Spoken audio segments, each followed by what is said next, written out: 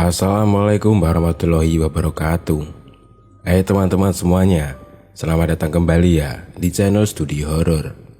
Bagi kalian yang baru saja bergabung atau mengunjungi channel ini, channel Studi Horor akan membahas berbagai cerita misteri, tentunya dalam bentuk kemasan podcast. Studi Horor kali ini akan menceritakan mengenai rumah sakit angker di Bandung. Cerita misteri ini bersumber dari Galih Nata Sasmita. Dan sebelum kita membahas lebih lanjut, alangkah baiknya silahkan melakukan subscribe terlebih dahulu ya, agar bisa mengikuti video terbaru dari channel Studi Horor berikutnya. Rumah sakit angker di Bandung berdasarkan cerita dan pengalaman nyata. Cerita ini aku alami kira-kira pada tahun 2010 saat masih berkuliah di kota Bandung. Sudah hampir 12 tahun, namun masih terekam jelas di kepala sampai saat ini. Rumah sakitnya terletak di Jalan Soekarno-Hatta, cukup besar dan bangunan lama. Tempatnya strategis yang membuatnya selalu ramai didatangi oleh pasien, baik itu untuk berobat jalan atau rawat inap. Aku kurang tahu pasti umur rumah sakit itu, tapi yang jelas terlihat kusam. Saat masih kuliah, aku menyewa sebuah kamar kos di daerah Jatinangor. Yang sewa di kos tersebut tentunya dari berbagai daerah di Indonesia. Sampai pada suatu ketika, Dika, teman kosku, keluar kamar tiba-tiba, panik dan ketakutan. Aku dan teman-teman kos lainnya penasaran apa yang sebenarnya terjadi dengan Dika. Akhirnya kami menghampirinya dan menanyakan apa yang sebenarnya terjadi. Menurut Dika, ia melihat sosok pocong di atas lemari pakaiannya, menatapnya dengan tatapan tajam, muka hancur, hitam, dan aroma tidak sedap. Aku langsung mengecek kamarnya dan tidak menemukan apa-apa di sana. Mungkin Dika sedang bermimpi atau mungkin halu pada waktu itu. Malam harinya, Dika mendatangi kamarku dan menceritakan bahwa badannya dalam keadaan tidak baik-baik saja, sempat muntah, dan aku memutuskan membawanya ke rumah sakit terdekat untuk ditangani.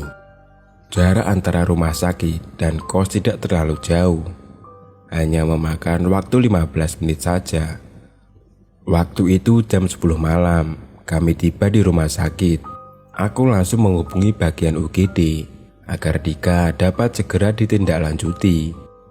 Setelah ditangani, aku baru menyadari bahwa keadaan rumah sakit malam itu tampak berbeda sekali jika kalau kita datang pada siang hari. Aku menunggu di ruang tunggu UGD. Sesekali melihat pasien lewat. Ada yang meninggal, ada pula pasien yang datang dengan kondisi fisik yang kurang baik atau korban kecelakaan.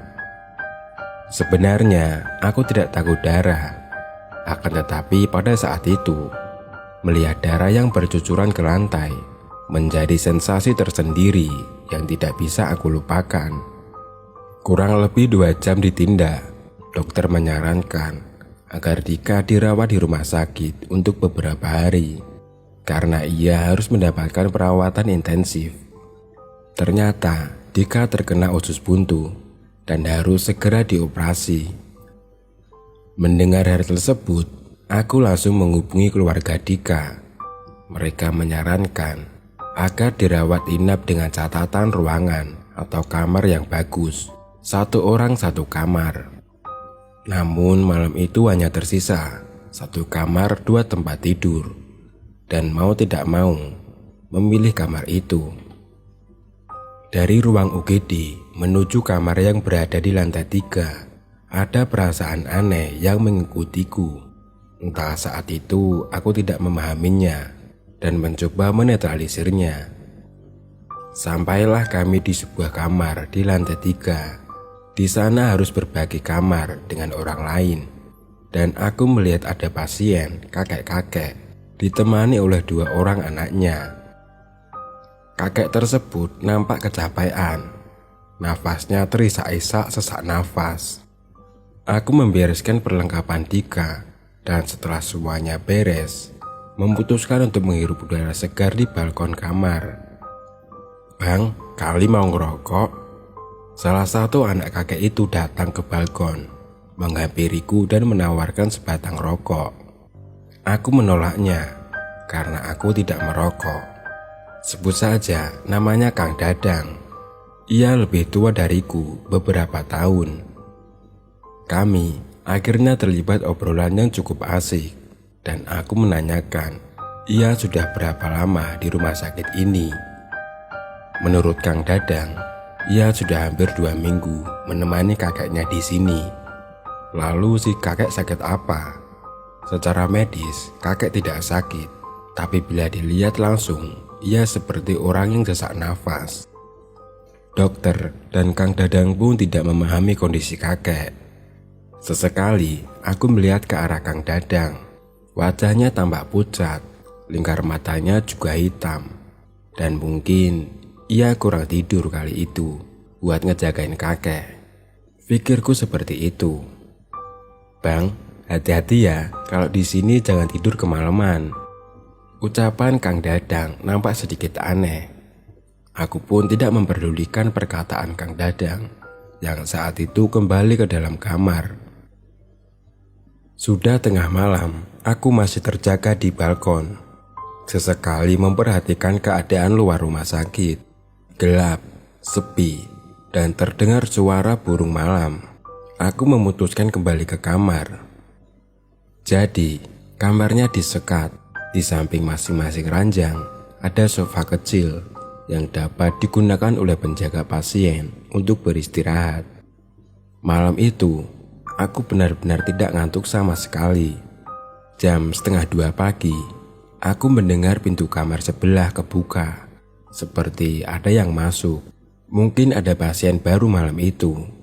Beberapa saat setelahnya, aku mendengar suara rintihan orang kesakitan. Sesekali minta tolong. "Tolong saya, tolong!" Terdengar lagi suara orang minta tolong.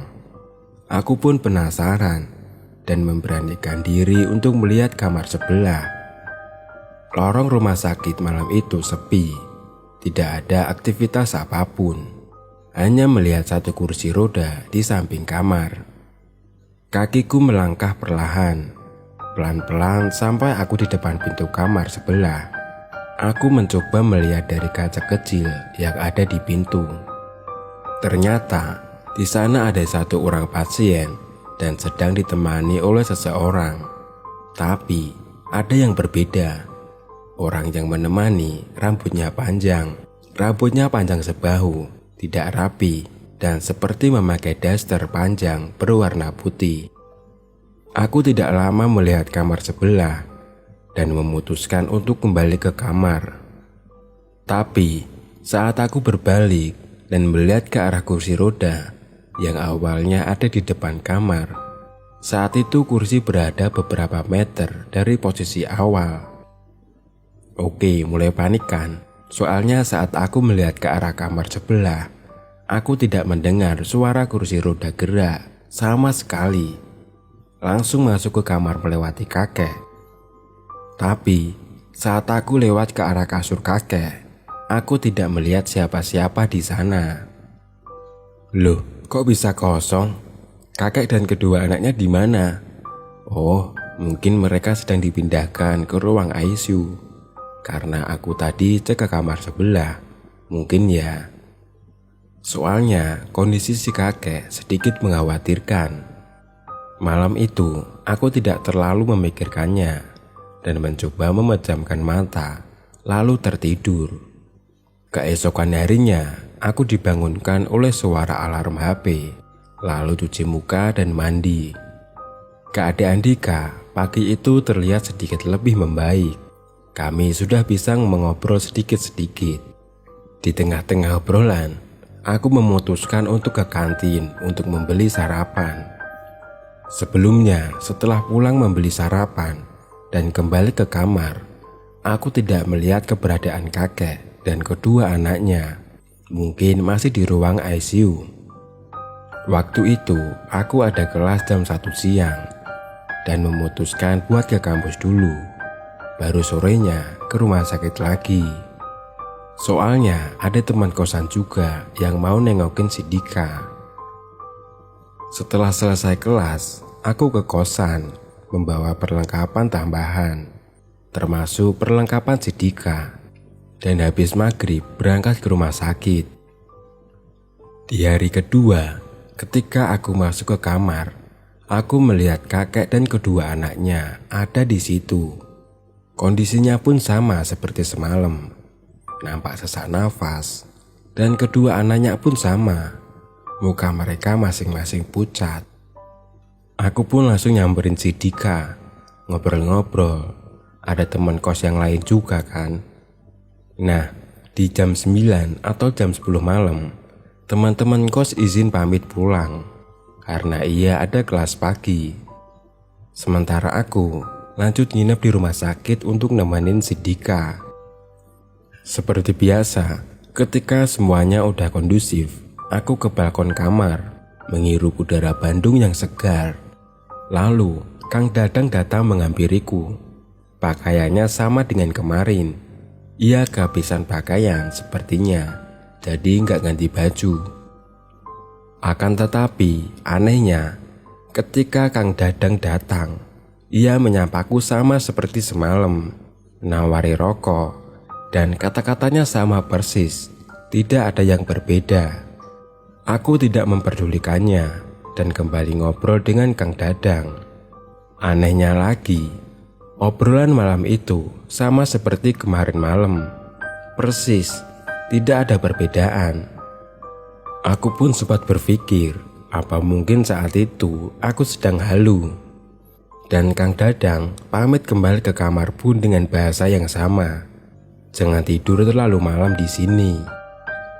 Entah sebuah kebetulan atau gimana, aku sekali lagi tidak memperdulikan hal itu dan mencoba tidak terpengaruh dengan keadaan. Dalam artian, aku tetap berada di balkon menikmati pemandangan. Malam itu, aku sambil menikmati secangkir kopi hangat di balkon. Sekitar jam 11 atau 12 malam, dari kamar sebelah, aku seperti mendengar suara seseorang. Apa mungkin suara seperti semalam, suara orang kesakitan dan minta tolong. Aku pun mencoba memfokuskan pendengaran. Dari kamar sebelah aku mendengar suara, "Hai." Ya, sebuah kata hai di tengah malam. Suara hai yang membuat bulu kuduk langsung berdiri. Seketika panik dan jujur ngerasa takut. Aku pun mencoba untuk menghilangkan rasa takut itu dan perlahan memfokuskan pendengaran kembali. Beberapa saat terdengar kembali suara hai. Aku tidak mau larut dalam ketakutan, kemudian memutuskan untuk mendekati ke arah balkon kamar sebelah. Dengan rasa cemas dan tetap berhati-hati, aku melangkahkan kaki ini mendekati balkon kamar sebelah. Hanya berjarak 1-2 meter, aku dapat melihat kondisi kamar dari jendela. Kamar itu nampaknya kosong, tidak ada pasien yang rawat inap. Aku pun mencoba mengecek kembali. Pintu kacanya sedikit terbuka. Tirainya seolah bergerak karena tertiup angin. Nampak jelas tidak ada orang di sana. Syukurlah tidak ada siapa-siapa di sana. Dan mungkin tadi aku salah dengar. Tapi ketika pandanganku mengarah kembali ke jendela itu, aku melihat sosok bayangan seperti wanita. Tidak terlalu tinggi, berada di belakang tirai. Bayangan itu terlihat diam, tidak bergerak. Hanya rambutnya saja yang tertiup angin. Aku mencoba mendekati dan memfokuskan penglihatan. Dan saat angin meniup tirai, terlihat jelas wanita tua sedang berdiri menatap ke arahku. Wajah pucat, rambut putih terurai panjang, memakai kemben, dan kelopak matanya hitam, menatap tajam ke arahku. Aku benar-benar kaget dan hampir saja aku kejengkang ke tepi pagar pembatas balkon. Aku pun langsung kembali ke kamar, menutup tirai dan mengunci pintu. Malam itu di ruangan terasa berbeda. Aku tidak pernah setakut itu sebelumnya.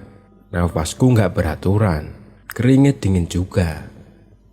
Aku pun berusaha mengontrol diri sendiri, mengatur nafas dan juga berdoa.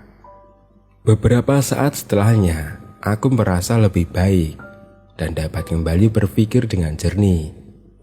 Terdengar kembali suara, "Gali, tolong saya." Kalimat itu terdengar 3 kali berturut-turut. Pertanyaannya, dari mana dia tahu namaku? Dan sebenarnya dia itu siapa?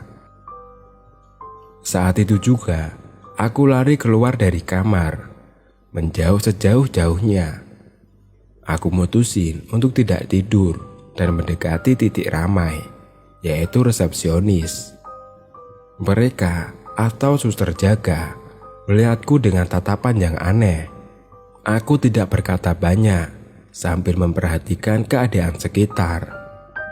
Tempat perawat jaga berada di pojok lorong rumah sakit dekat dengan lift. Saat itu aku ngerasa aman. Jadi posisinya itu paling pojok. Kamar si Dika berada di sebelah kanan dan mungkin jaraknya kurang lebih 20 meter.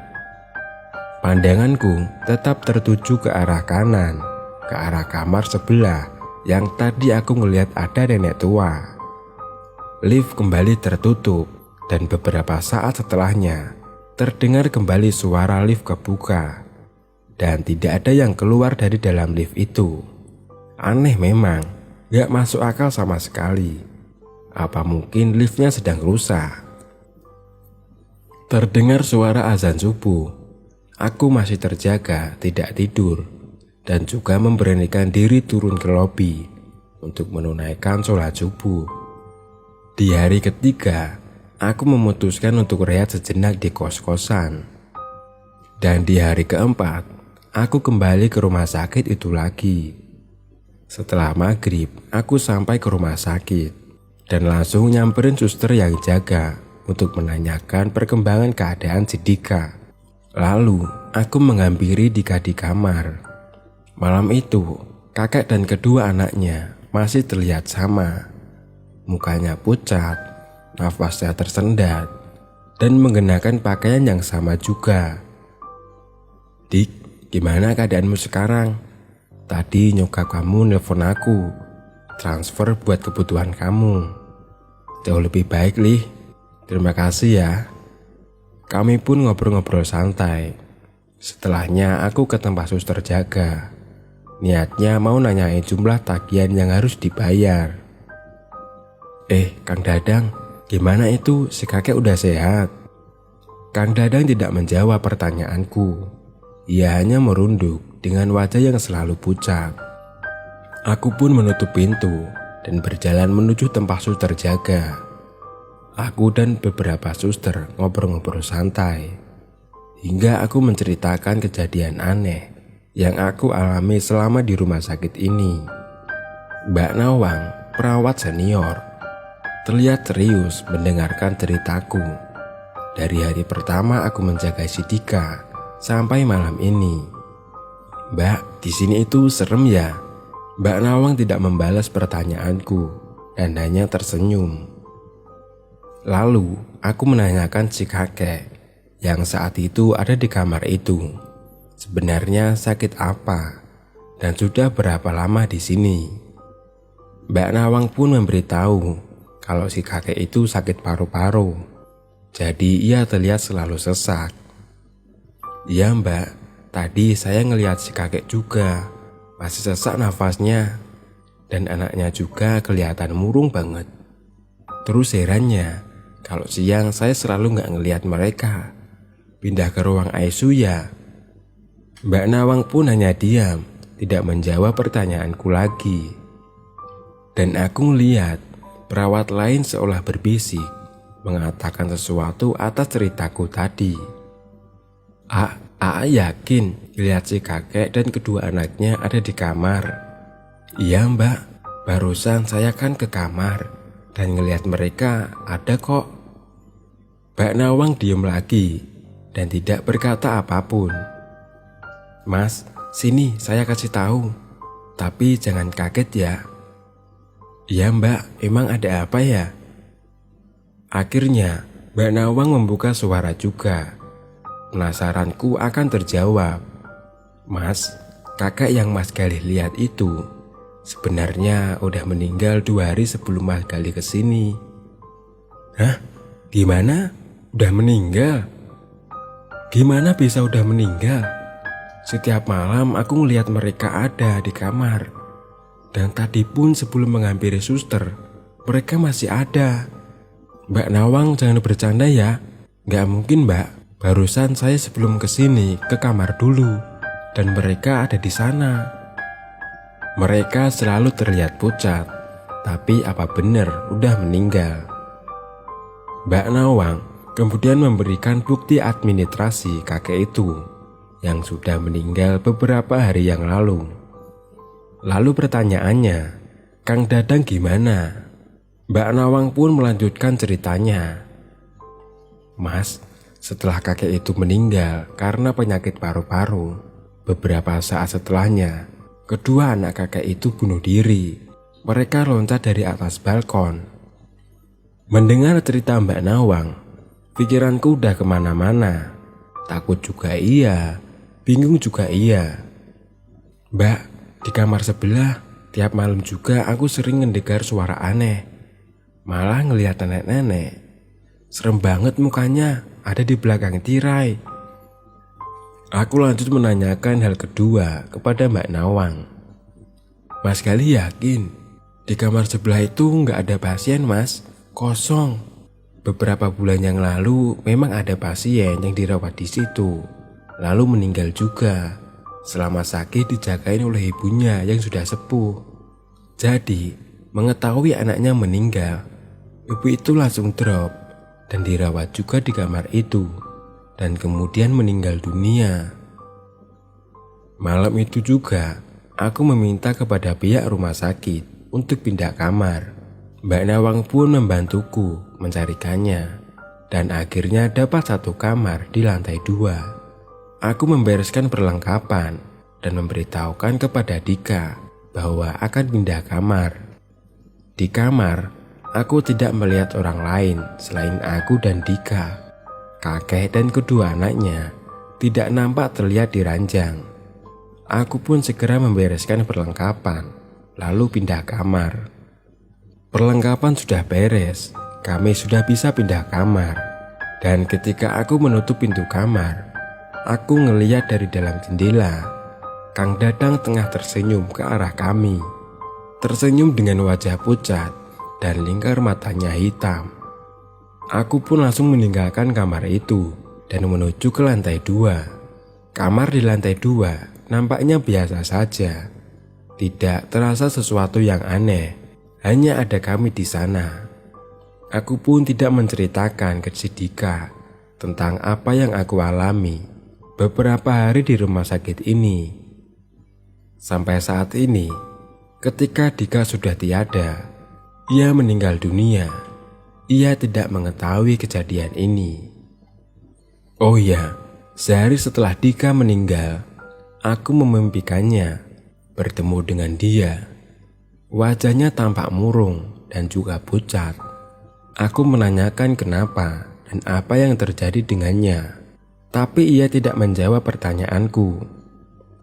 Beberapa hari setelahnya, aku memimpikan dia kembali. Terlihat sedikit ceria dan wajah yang tidak tertekuk. Semoga itu bertanda baik ya, dan semoga Dika tenang di alam sana. Kembali ke cerita, kamar di lantai 2, aku nggak ngerasa sesuatu yang aneh. Tapi sekitar jam 2 malam, aku kebangun. Soalnya lupa pintu balkon belum ditutup. Begitu ada angin kencang, langsung bunyi. Aku lantas menghampiri pintu dan menguncinya. Tapi sebelum mengunci pintu, aku mendengar suara, "Hai Galih," yang berasal dari luar balkon. Langsung aku tutup tirai dan mengunci pintunya. Mudah-mudahan tadi aku salah dengar. Masa iya kejadian suram itu keulang kembali? Nah, cukup sampai di sini ya cerita tentang rumah sakit angker di kota Bandung yang pernah aku alami. Mohon maaf aku nggak bisa spill nama rumah sakitnya. Yang jelas berada di Jalan Soekarno-Hatta. Dan cerita pun selesai. Terima kasih teman-teman karena sudah mau menonton video terbaru dari Studio Horor. Dan wassalamualaikum warahmatullahi wabarakatuh.